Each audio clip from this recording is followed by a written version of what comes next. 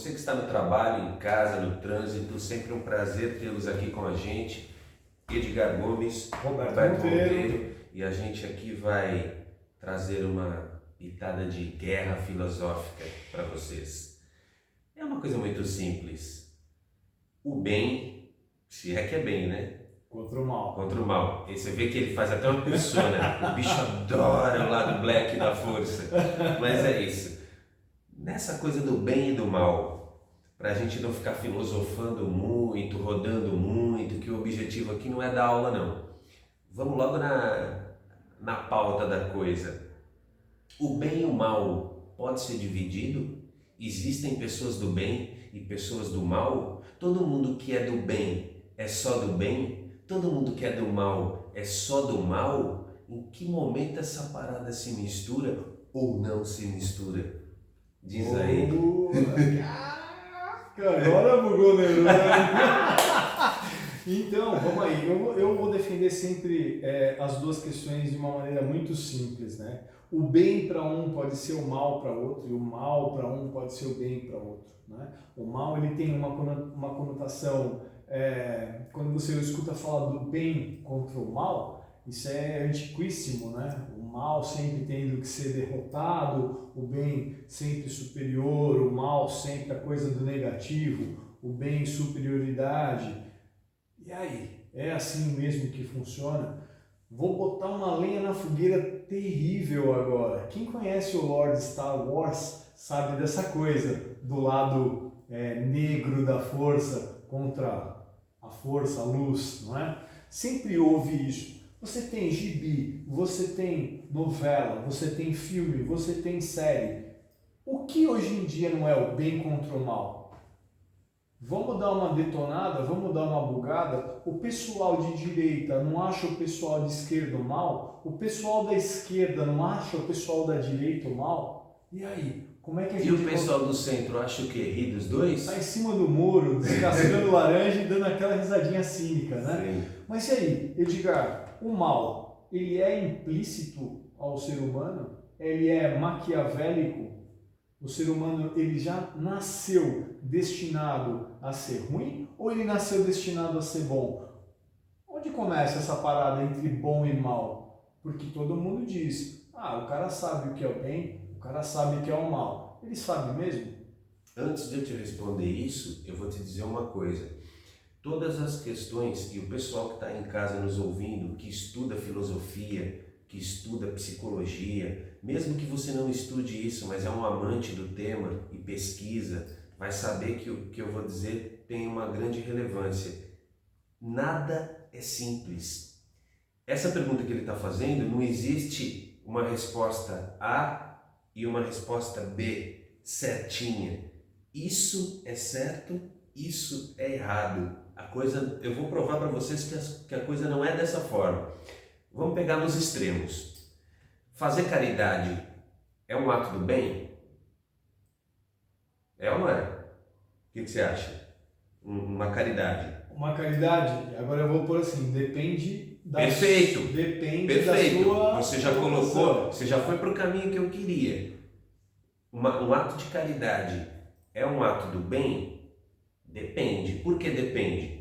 Uma coisa, eu estou andando numa rua 3 horas da madrugada, vejo um mendigo na rua faminto, só eu e ele, e eu estou com uma mochila com umas bolachas e um lanche dentro e tal, e eu me compadeço dele, eu vou lá, alimento ele, não tirei foto, não fiz vídeo, não falei para ninguém.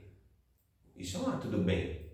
Agora, será que é um ato do bem agora? Essas enchentes do Rio Grande do Sul aí que estão rolando, um absurdo, um caos terrível, lamentável, e uma pancada de gente querendo 5 minutos de fama, fazendo filantropia, fazendo ajuda lá. Tudo bem, muita gente vai dizer que agora não é hora de a gente avaliar quem está sendo demagogo ou não. Ok, eu concordo, agora é hora de ajudar. Se está sendo uma demagogo ou não, a gente vê depois. Mas como a pauta agora é a gente falar da relatividade do bem e da filantropia, pegando esse tema como uma pauta, tem muita gente aproveitando da tragédia para fazer merchan, para fazer a pessoa nunca ajudou ninguém, mas agora quer aproveitar a causa para fazer uma bondade. Então isso nos leva a uma questão, uma reflexão. O bem, ele é relativo? Em algumas situações ele é relativo. Agora vamos para o outro lado, vamos para o oposto. Uma agressão física violenta, ela é um ato do mal, exclusivamente do mal? Aí eu vou te responder da mesma maneira. Depende. Depende. Não estamos aqui fazendo apologia à violência, mas Não, assim, vamos colocar duas situações para vocês entenderem. Muito embora eu tenha certeza que vocês já pegaram o que a gente quis dizer. Uma coisa é um casal discutindo em casa, o homem vai lá por ter mais força, espanca a mulher, tal, e manda a mulher para o hospital. Ou a mulher no momento de fúria e tal, dá uma facada lá no cara lá.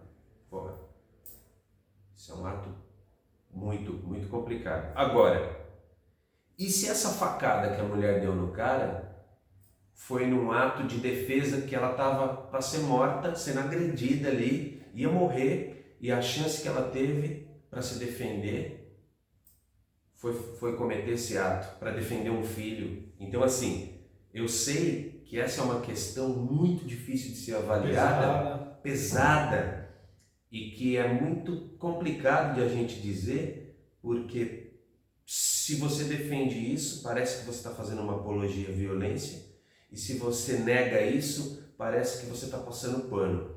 O que eu quero dizer com isso é que tudo é relativo, ou quase tudo é relativo, e é por isso que na justiça existe os agravantes e a atenuante, e é para isso que existe advogado, juiz e tribunal. E mesmo assim, a justiça às vezes não é feita, mas né, a gente tenta ali equilibrar.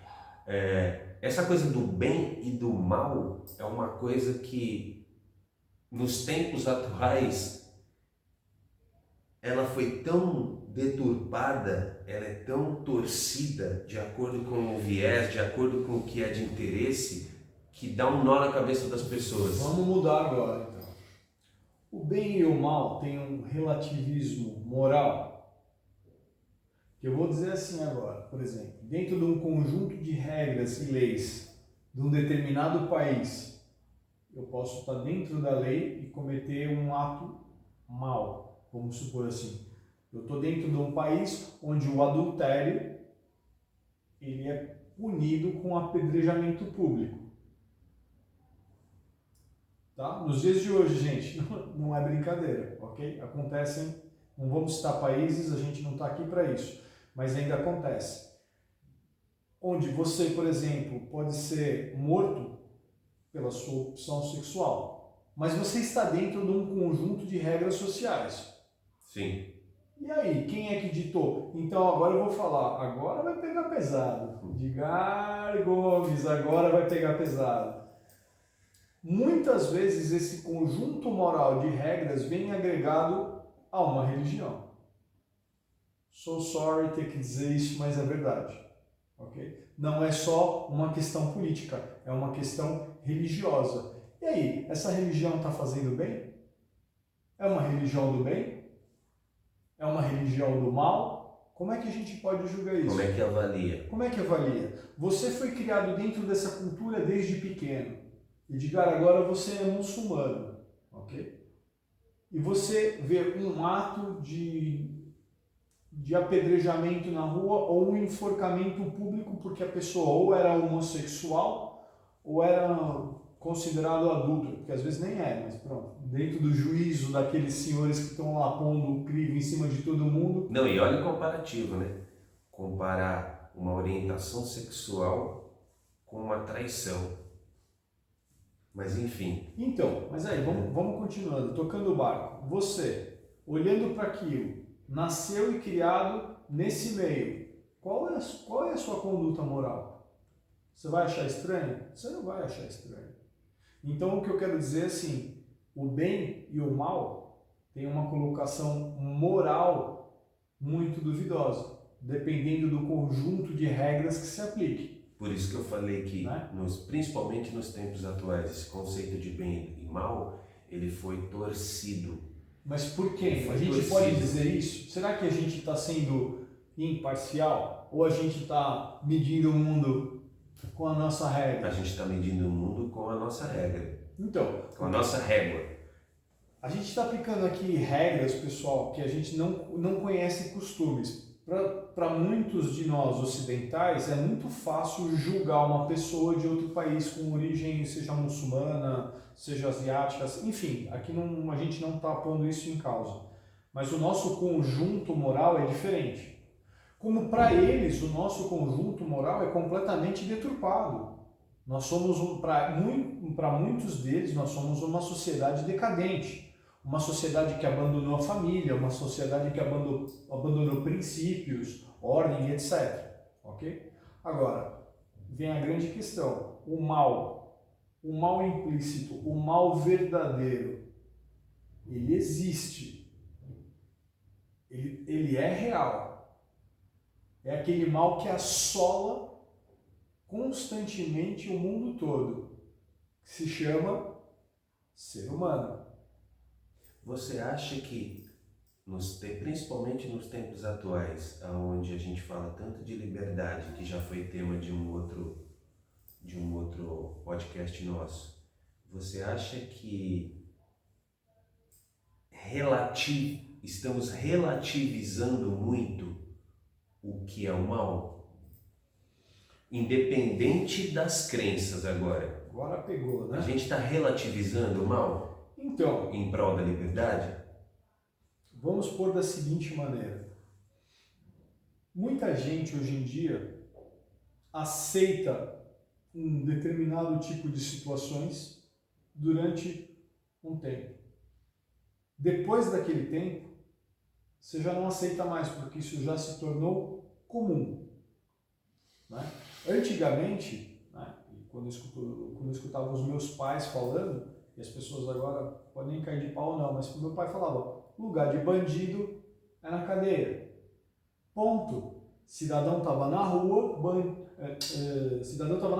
bandido estava atrás das grades. Hoje mudou. Hoje o cidadão de bem tem que se fechar dentro de casa enquanto o vagabundo está na rua. E aí? Por que a gente deixou isso acontecer? Por que ficar passando a mão na cabeça do criminoso? Por que a gente abrandou tanto as leis? Quando eu digo isso, é num enfoque mais generalizado. A gente sabe que existem países onde as leis são mais duras, outros onde as leis são mais relaxadas, mas é assim, por que essa coisa de, o coitadinho, ele é vítima da sociedade? Puxa, não é desmerecer as pessoas que vieram da mesma classe social e alcançaram um outro patamar? Quer dizer, essas não foram vítimas, venceram na vida e agora elas caem por causa de uma vitimização de um indivíduo que não segue regra, ele furta, ele mata, ele rouba e está tudo certo, porque ele é vítima da sociedade. Né? Ou então em outras sociedades onde... O que acontece em algumas sociedades que a gente conhece? O cara roubou, é a mãozinha fora. Será que o cara não ia pensar duas vezes antes de cometer um ato contra outra pessoa? Será que a gente não abrandou muito as leis? Né? Por que está acontecendo isso com o mundo agora? Por que o mundo está cada vez mais violento? Por que as pessoas se permitem cada vez mais se deixar levar por essa coisa do tipo, não, tá tudo bem? Você sabe que, assim, eu não vou entrar na discussão sobre a vítima da sociedade, primeiro porque eu vou fugir do assunto que a gente está falando, se eu for falar, e que vai tomar um tempo maior. Então eu não vou adentrar esse assunto, mas eu tenho uma teoria, que é para um outro podcast, eu tenho uma teoria sobre isso, porque assim, existiu ao meu entender, ao meu ver, uma deturpação dessa coisa da vítima da sociedade, que seria mais ou menos assim, a galera de extrema, não acredito que a gente vive uma extrema, né? Mas assim, vamos pegar a galera de direita. Tá. A galera de direita acusa a galera da esquerda de dizer que a galera de esquerda fica defendendo o bandido e falando que é vítima da sociedade. Não é verdade. Só que na verdade, cara, quando você vai olhar, eu gosto muito de fazer esse exercício, a gente já discutiu isso aqui, de olhar as coisas Pelo prisma pelo inverso. prisma de fora. Uhum. Eu quero sair desse meio e tentar olhar o que tem de verdade nessas narrativas. Tá. E o que eu vejo é o seguinte: alguns esquerdistas não entenderam o que a verdadeira esquerda quer dizer com a vítima da sociedade. A vítima da sociedade que eles queriam dizer não era necessariamente que o bandido merece perdão, mas que a gente tem que olhar aonde que está se formando essa galera até ela chegar no ato de cometer um crime. Que mais ou menos eu quero dizer com isso? Tá, Quem comete um crime tem que pagar, isso é indiscutível. Agora, por que o Estado não está olhando como deveria para as classes menos favorecidas, para que essas classes menos favorecidas parem de produzir marginal? Eu acho que aí tem mais coerência na linha de raciocínio deles. Vamos usar uma frase famosa? Educando as crianças, você não terá que punir os homens. Perfeito, é exatamente isso. Então, a verdadeira esquerda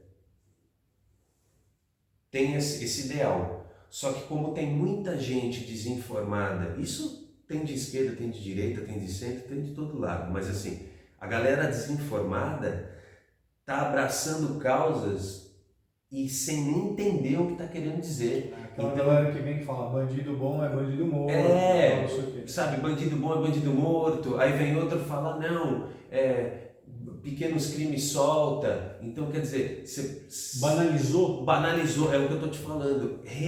Por isso que eu te fiz a pergunta, será que nós estamos relativizando certo e errado Bom, de acordo com a bom e nossa, mal, né? de acordo com a nossa conveniência? Bem e mal estão sendo relativizados. Quer outro exemplo? O cinema hoje, ele romantiza o mal e demoniza o bem. Opa! Então, quer dizer, a ideia do... Puta, cara, que é outra coisa que me deixa perplexo. Eu vejo em novelas, em filmes e tal. O cara cafajeste é enaltecido, é endeusado como o cara. Porque ele é transgressor, porque ele é o safadão, é o que faz gostoso e tal. E o cara gente boa é o trouxa. É o demonizado. E isso também acontece com as mulheres. Você vê a mulher, nos filmes principalmente de super-heróis, a mulher sexy girl, corpo perfeito, ela é a mina. Vamos jogar aqui vamos jogar um pozinho no ventilador aqui.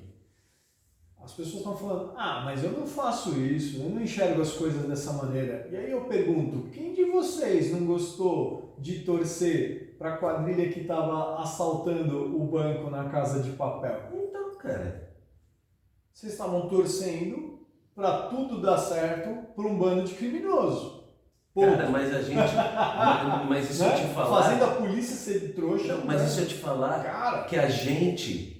Eu gosto sempre de puxar para nós. Eu sempre que vou fazer uma crítica social, eu nunca vou falar eles. Eu sempre vou falar nós, porque a gente está nessa frigideira. Cara, eu sempre fui fã do Coringa.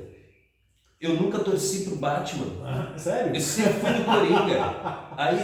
Então, quer dizer, a gente tem uma tendência natural a endeusar o errado. Então,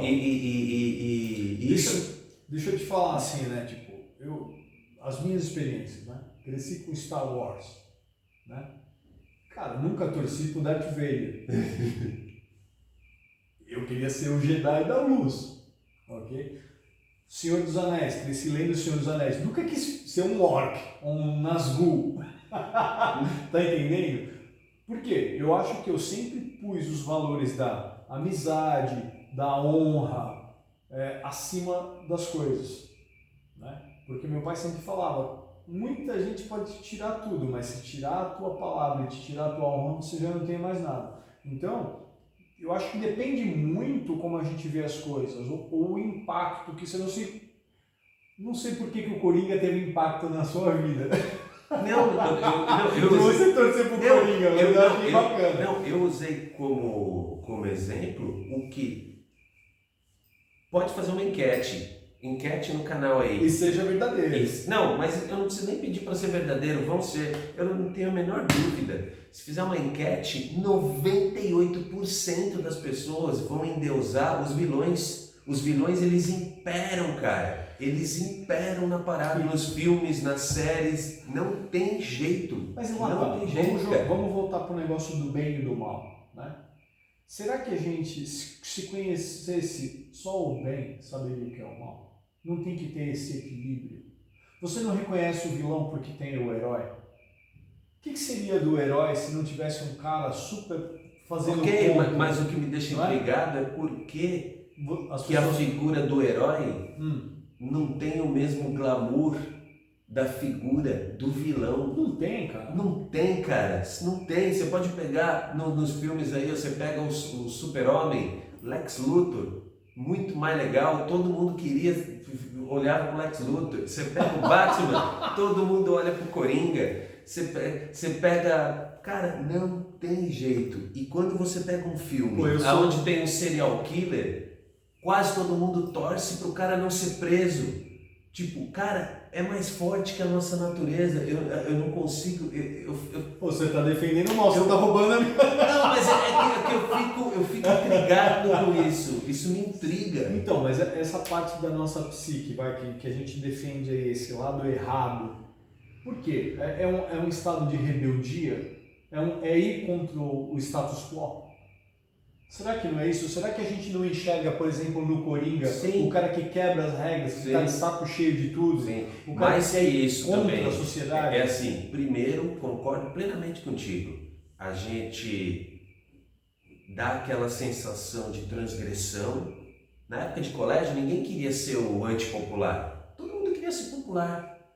Todo mundo queria... Sabe, vamos pegar cinema, James Dean. James Dean vendeu um estilo, jaqueta de couro rebelde, cigarro na boca, moto, tomar um drink, meio mulherengo e tal. Isso vendia um estilo. Mulher, porra, vê a mulher gato, sexy, empoderada. Qual mulher que não se identifica? Então assim... Pô, mas aí não tem aquela mulherada que se identifica, por exemplo, com a Mulher Maravilha?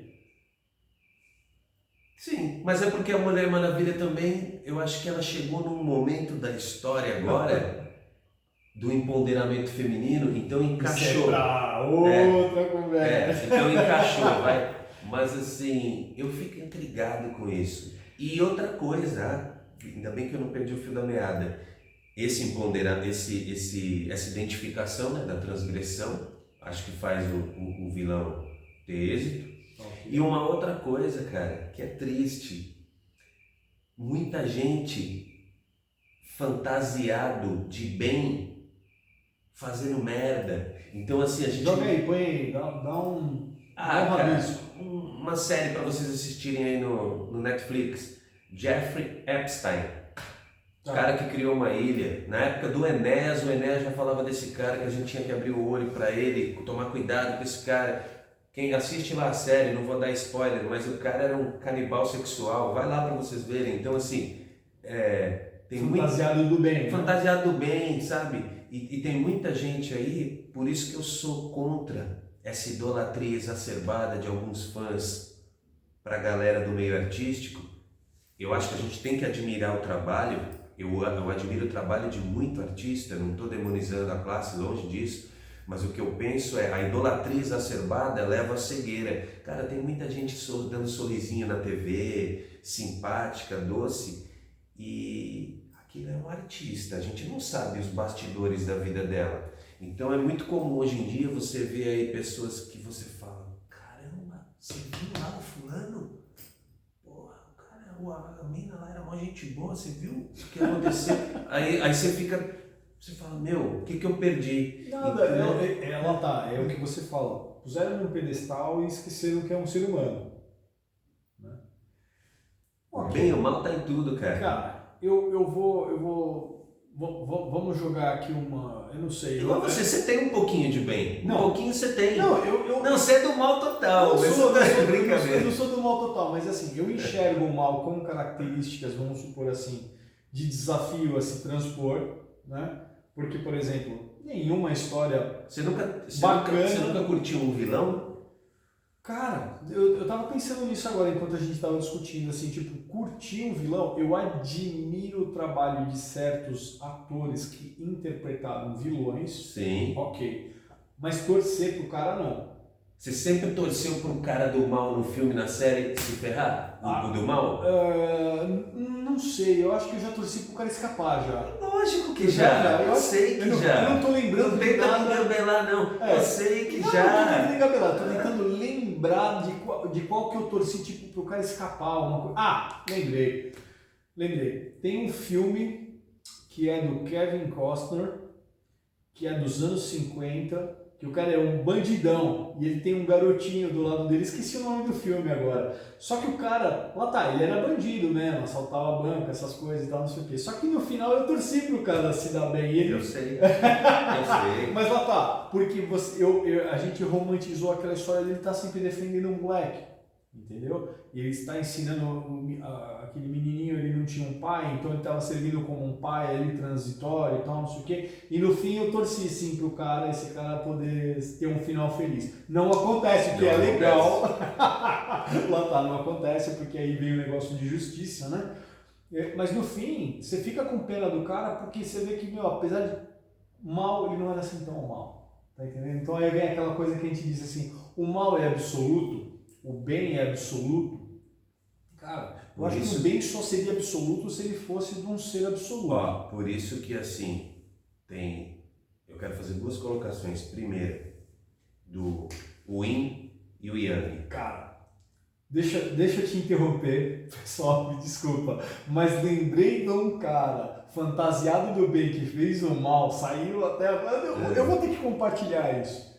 Você viu a série do Osho?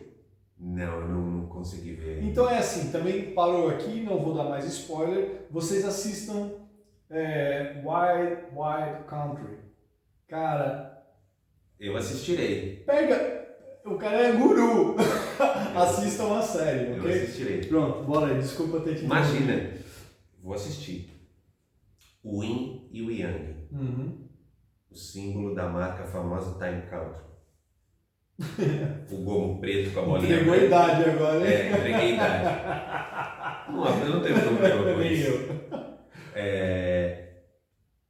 Aquela é uma representação do mal contido no bem e do bem contido no mal. Perfeito. E para mim isso faz todo sentido. Por quê?